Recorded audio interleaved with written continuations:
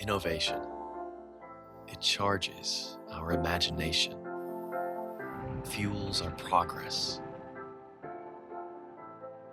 and builds bridges that span oceans. It turns our wildest hopes and dreams into reality. It powers our movement, creates new worlds to explore, and gives birth to new jobs in new industries. There's only one place and one event where the world's greatest creators and purveyors of innovation meet. This is where ordinary comes to die, and expectations are shattered. This is the 2015 International CES.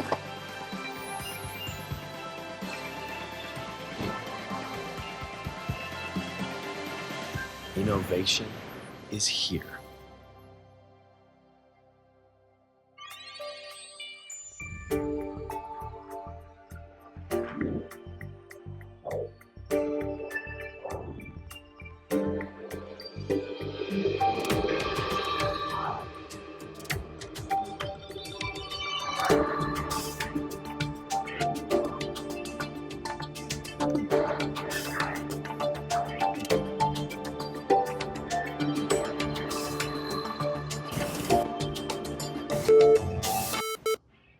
Stupid analog equipment. Even toasters have Bluetooth, and I am expected to turn plastic knobs. Here we go. Ready for pickup. Are you sure you want to send him out there to those things? Sure, why not? They're human. Maybe they look harmless, but they barely have any access to their own OS. Come on, what could go wrong? Everything. Have you ever seen a human reading a manual? No. Because they don't. They walk around like, hey, look at me, I'm a human. I'm so smart. Don't tell me what to do. We put exabytes of knowledge right at their fingertips, and what do they do with it? What? They Tinder, swipe left, swipe right. They're chickens. They're easily distracted and tired. Those nerds are so desperate. But humans invent a lot of great things. Oh yeah? Like what? Sweet cinnamon pumpkin shower gel.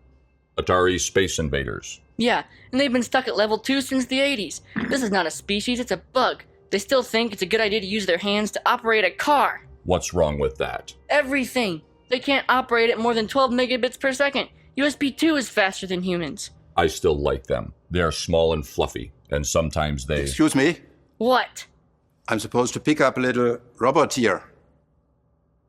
Ah, there he is. You're not a robot, are you? No, I'm just German. Shall we? See you guys. He's German, you know, less emotions. Like Dirk Nowitzki from the Dallas Mavericks. Very cool under pressure. Ever see him take a big shot at the buzzer? Ice in his veins. Should be okay. He forgot the manual. Ah! These humans are all the same!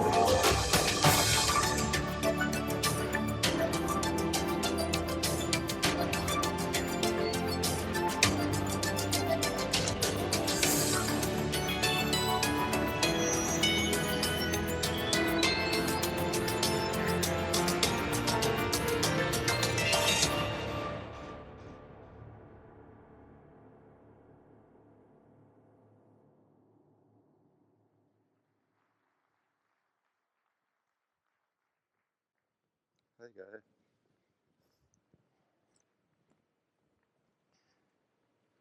Ladies and gentlemen, please excuse this guy.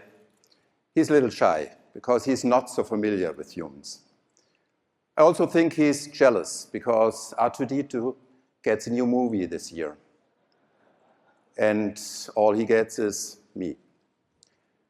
I'm glad you're here, Cambot, and I will need you later on to take some really fantastic pictures here on stage. So please rest for a while now and recover from all these humans around. See you in a while, buddy. Bye. And with that, welcome to Mercedes-Benz at the 2015 CES. I'm afraid there's more tough news for all of the robots out there who don't like mankind. there are a lot more humans on the way. Consider this. Every 10 minutes, as many people join our planet's population as there are sitting in this theater. And growth is not only about more people. By 2025, just 10 years from now, the world's automotive market will have grown by about 30% to sales of almost 100 million passenger cars per year. This translates into 270,000 new cars each and every day. In other words, mankind and the auto business will remain growing species. Along with that comes a lot of change. Every day, more than 200,000 people across the world move to densely populated cities or huge suburbs. In the Eastern Hemisphere, it's to places like Mumbai or Beijing. In the West, it's São Paulo or Mexico City. That means more people, more traffic. It's getting crowded in the cities and on the roads. Some now conclude that this makes cars less attractive, or that the car has already seen its best days. For me, the opposite holds true. I believe the best times are still ahead of the car. Why is that? Because in the future, the car grants access to the single most important luxury goods of the 21st century: private space and quality time. Think about it.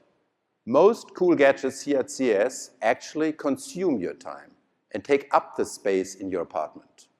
I'm pretty sure that you'll find the world's largest 4K screen somewhere over at CES. A giant TV and a Netflix account, I guess that could keep a lot of people busy for weeks. But here's our proposal. We at Mercedes are going to show you an innovation tonight that actually gives you more time and more space. That really is priceless. That is luxury. And the key to achieve this is autonomous driving. Because this technology will give everyone inside a car entirely new opportunities to spend their precious time. Browse the web, sleep, work, or win the next race in the latest Need for Speed edition. Cars will turn into mobile homes in the very best sense of the word. They will be exclusive cocoons on wheels that enable people to do exactly what they want or need to do. This is the redefinition of automotive luxury. The basic idea isn't new to us at all. Mercedes started working on self-driving cars almost 30 years ago as part of a European research project named Prometheus. The project led to the birth of a car called VAMP. In fact, it did not exactly look like what you'd expect from the name. Still, VAMP did 620 autonomously driven miles on the Autobahn. It proved the technology was feasible. In retrospect, this early 1990s project was far ahead of its time. All of the research partners agreed that it was too ambitious, too complex, too expensive. That roughly was the time when most people thought there was only one robot car on the planet. That it was driven by David Hasselhoff. But as the inventor of the automobile, Mercedes has been confident ever since that the next big revolution of mobility would be the self-driving car. So we kept developing, and we made big progress on the topic. 2 years ago, we put an autonomous driving S-Class on a 60-mile route. After an intensive training period, the autonomous S-Class found its way, while reacting appropriately to everything else in traffic, the cars, trucks, bicycles, pedestrians, and so on. And it did this without any glitches, breakdowns, or accidents, without the safety driver's intervention, and without getting a ticket or even the finger. We were the first automotive company to drive autonomously on urban public roads and in heavy city traffic. With this S-Class, we did prove that autonomous driving is possible. And we're also thinking beyond the passenger car. We have to, as we are the world's largest manufacturer of heavy-duty trucks. Last summer, we put a short clip of the self-driving Mercedes-Benz future truck in action on Instagram. Within 48 hours, we had more than 50,000 likes. In the truck world, that's a lot. Take a look.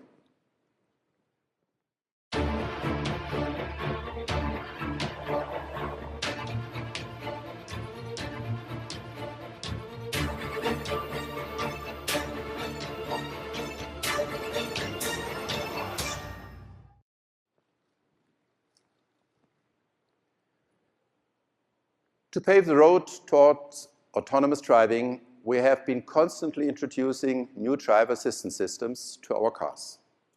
By getting used to more support from the car, our customers will gain trust in the new technology. Our current C, E, and S classes set a new benchmark with more than 20 assistance systems, cameras, radars, and sensors. Today, these technologies allow the car to take over a growing number of functions, including emergency braking, autonomous parking, and driving in stop-and-go traffic. We are proud to lead the world in terms of driver assistance systems. And we are committed to introducing more supportive safety and comfort features to a broad customer base. Now, we are working hard to improve data processing capabilities and sensor quality even further. We need to ensure these systems work reliably also in heavy rain, severe winter conditions, and in darkness. Our goal is to offer an autonomous driving technology which, in terms of attentiveness, discipline, and foresight, is really superhuman.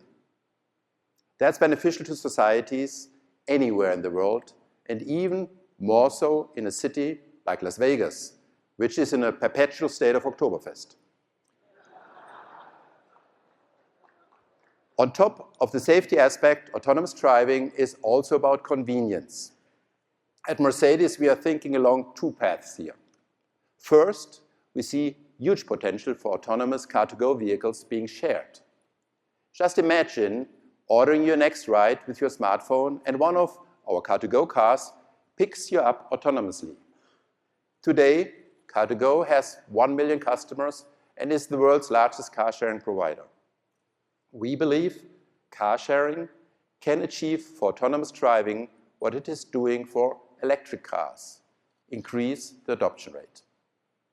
Still, to enjoy the full package of all the benefits, people will want to possess self-driving cars as their private and individual retreat on the road. To make sure they can as soon as possible, we need to get from technically feasible to commercially viable. We are confident that Mercedes will shortly be able to make this a business case. However, while the development of the pure technology of self-driving cars continues to move ahead, there are still a great number of open questions to address. For example, how do we make sure that customer data is safe with these vehicles? How are we going to deal with legal implications that are yet unclear? Whom are we going to hold responsible in the unlikely event that an autonomous driving car crashes? Or how should the car decide on ethical aspects if an accident is really unavoidable? When the only choice is a collision with a small car or a large truck, driving into a ditch or into a wall, or risk sideswiping the mother with a stroller or the 80-year-old grandpa. These are only some areas in need of discussions and solutions. For that reason, it is good that we are not alone in this race anymore. We were in front of the first movers in this field, and we still are. But these open questions are industry issues, and we have to solve them in a joint effort. Still, that does not keep us from looking even further ahead. Now, all the dots are connecting. Urbanization is making time and space in the car even more precious. Technology of self-driving cars is rapidly moving forward. And customers gain trust based on their positive experience with assistance systems. The time is right to think of the car, about the car of the future. At Mercedes-Benz, we did rethink the car from scratch. We have put our thoughts together in one all-new visionary concept car that offers you exactly that future luxury: space, time, and privacy. And that is why we dubbed our concept car Luxury in Motion. Making it its world premiere tonight, I'm proud to introduce Mercedes-Benz vision of the car of the future.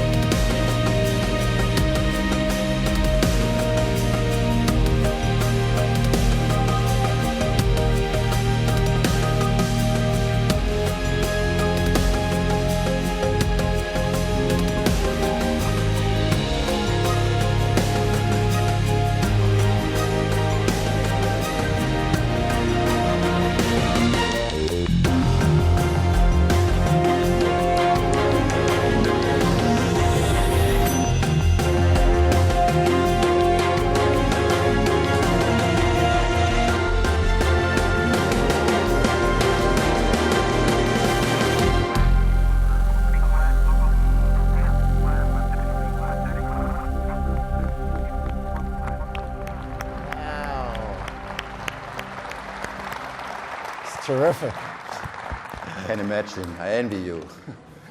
Thanks for joining us, Gary.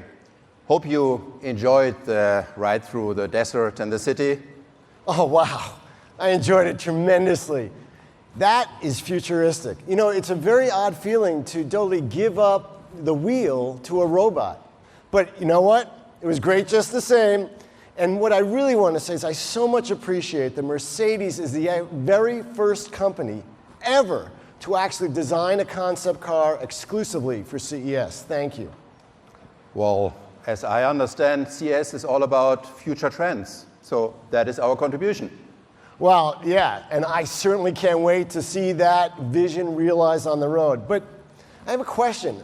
I was wondering, the car still has a steering wheel. Yeah. So could I do the driving by myself? Sure, Gary. When I was here about 3 years ago at the CES, our theme was the Declaration of Independence. We have come along a long way since then, but still, the user of an autonomous Mercedes-Benz will always remain to be the decision maker. So that is true independence.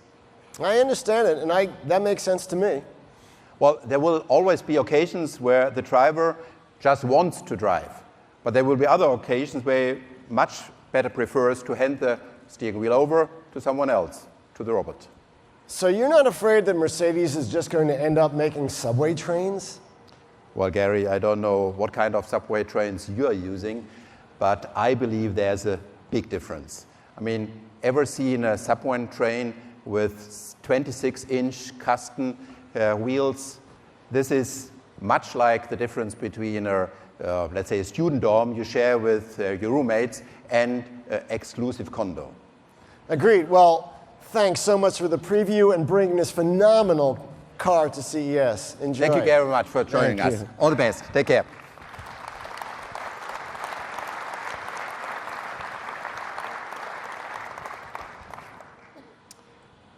Ladies and gentlemen, this is the Mercedes-Benz vision of the car of the future. This is our concept car, F015 Luxury in Motion. And it will have, it's basically a revolution. It's an automotive revolution, and it will have a tremendous impact. Cars will be rethought in terms of shape and design, in terms of outside interaction, and in terms of inside interaction.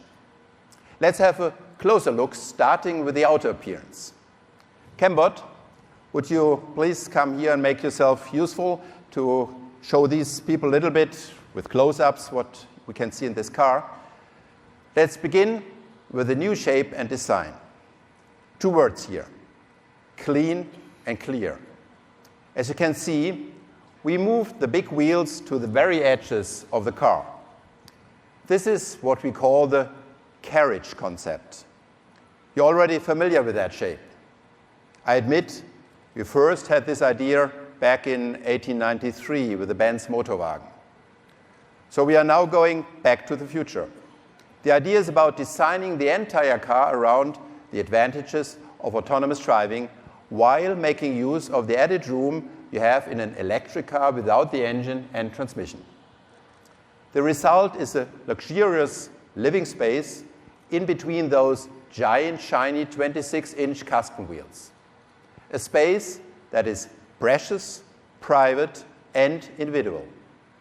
It builds on the concept of a third place, in addition to home and office.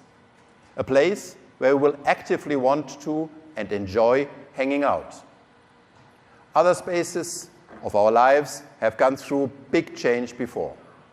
Just think, for example, about how bathroom layouts have transformed. They've gone from a room with a very specific purpose to a private space in which you want to spend time and relax in. Or remember how offices changed from private caves from which one would rule the employees or to which one would secretly retreat to more open spaces that encourage interaction. As a next step in this progression, we see cars widening their functionality to be a third place to relax, work, play. In horse-drawn carriages, passengers sat face to face.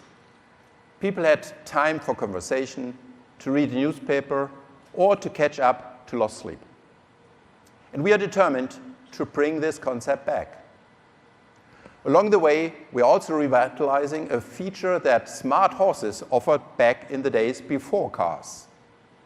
Think about a long day at the office, sitting through one meeting after the other. Back in the day, a smart horse was able to smell the barn and take its owner home safely and autonomously. So will F015. Talking about horses takes me to the next and probably most important aspect of autonomous driving, interaction. Even if you are not a horse whisperer, you will roughly be able to detect whether the animal is approaching you in a friendly or aggressive mood. This does not necessarily hold true for a car. The blue color indicates that F015 is in autonomous driving mode. But if it pulls up, you can judge from its facial expression whether it recognizes you or not. Now, there's a reason, of course, why most robots do have puppy-like man-shaped faces, just like Cambot. They look familiar and friendly to real humans and thus create trust and social acceptance. Autonomous driving cars need to achieve this as well. But I think you agree that a happy smiley face would really look weird on a luxury sedan. That's why autonomous cars will need to find different ways to actively communicate with the outside world. FO15 has a suggestion here as well. Let's see this. The LED lights follow the movement and thereby indicate, all right, I can see you. In addition, the back of the car alerts the upcoming traffic that there's a person ahead. This feature alone will increase road safety, especially with small children playing or crossing in front of this car. As you can see, this car will take responsibility. Let's think about this one step further. If this car knows exactly what's going on in its surroundings, why not use its unique senses to help others? The elderly, for instance. This car is not only able to determine when it's safe to cross the road, it can even display a crosswalk on the street. So people of any age get the look and feel that is familiar. It also actively tells you when it is safe to start walking across.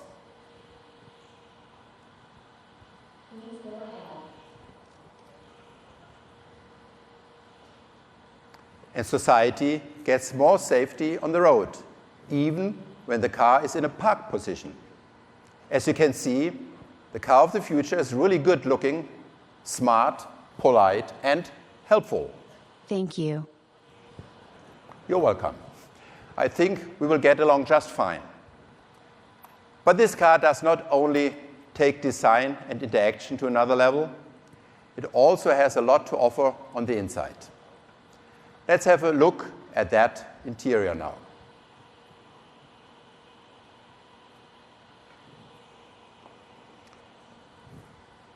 At first glance in the interior, you will realize the FO15 has fewer buttons than your smartphone, 0. What we have seen on the outside continues on the inside. See, sometimes it still needs a human. Here we go. Thank you. Again, it's clean and clear, digital and real-world planned without boundaries. Windows can be used as screens. The car also features a steering wheel, which again represents the driver's freedom of choice to drive or chill while on the go. By the way, as the car will drive itself in most circumstances, we won't talk about drivers anymore. It's more about guests, travelers, passengers, or let's say conductors, like the conductor of an orchestra. What you cannot see is the driver's seat. Or the other way around, you can see a total of 4 driver seats. Every passenger can be the one in control with a free-floating control unit. You could now call this a purely democratic feature with the potential to calm down a lot of family arguments on the way to their holiday destination. Or the opposite, because there will still be exactly one person in charge and control at a time, no matter where they sit. Everything is steered by gestures, eye tracking, and further interactive elements that surround the passengers. Plus, I don't have to tell you that this car offers every bit of state-of-the-art technology in video conferencing, social media integration, and whatever else you might desire to spend time with on the road in the future. I brought a movie along to show you some of the features in more detail.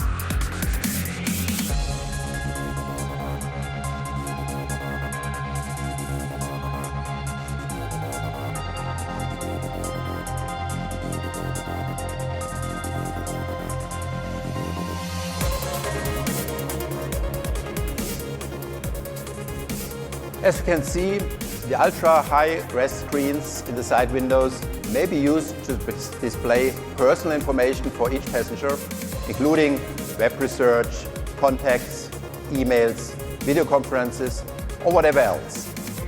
Side window screens are controlled by proximity touch, which is activated as a hand or finger approaches the ultra-sensitive screen. All relevant driving information surrounding traffic and points of interest can be viewed on the big dashboard screen or head-up display. Key functions are controlled by eye tracking. Once activated, choices are made by gestures. No touching necessary. As you can see, the Mercedes-Benz F015 Luxury in Motion does not only look different from the outside, it also offers completely new opportunities to spend and enjoy the time commuting from home to the office and back. Because, as I said before, quality time and private space will be the true luxury goods in the future. And F015 Luxury in Motion is the third place that offers you both. Ladies and gentlemen, this is the evening before the world's greatest consumer electronics show opens its doors. You have all come here to see what's next. And this is what we at Mercedes believe will be next in terms of the car's design, concept, and communication. Early visions of autonomous driving go way back, much like this car of the future from the 1950s. It's the old American dream of freedom and mobility. Mankind has been dreaming about autonomous cars since the 1950s. At Mercedes, we made the early vision of driving without a horse a reality. And we also want to make the option of driving without a driver a reality. We are simply not big into just dreaming. Step by step, we have been developing and implementing our vision of autonomous driving since the early 90s. Personally, I first saw this picture some decades ago, and it really feels great to work for a company that is crazy enough to finally bring this vision of driver-free mobility closer to reality.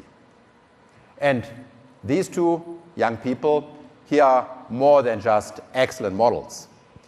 They are, in fact, members of our R&D team in Silicon Valley. And they did their share to make the F015 happen. Thank you and all the others, people involved in this project, for your hard work. You're really making me proud.